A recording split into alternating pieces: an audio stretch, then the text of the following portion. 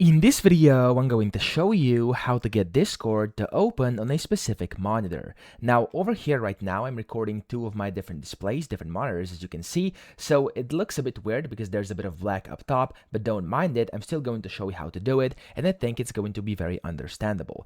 Now, the first thing you have to do on your first monitor, the one you currently have Discord open on, you want to minimize it down so it goes into windowed mode like this, and then you want to drag it over to the monitor where you actually want it to open. So I'm going to do my secondary display, and whenever you have it there in windowed mode, you want to go down here to the bottom right of your primary monitor, click on the show hidden icons, right click on Discord, and then quit Discord.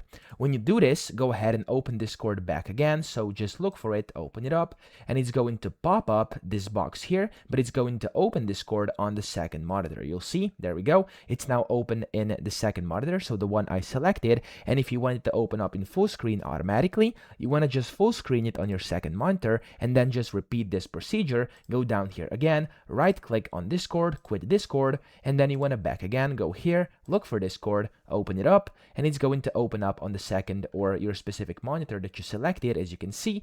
And there we go, it's now open up in full screen mode. Whenever you now close it down, it doesn't matter what you are doing, always Discord is going to open up on that specific monitor. And if you actually want to open it up on any different monitor, you can just go ahead and actually repeat these two steps, this procedure, and it's always going to be opening on that monitor, depending on, of course, whichever one you did this procedure on. So this will work with 2 monitors, 3 of them, 4, however many you want to have. Just make sure you do this procedure on the monitor you want to actually open Discord on. So that's how you do it. I hope this video helped you out. If it did, please subscribe to the channel and help me out as well.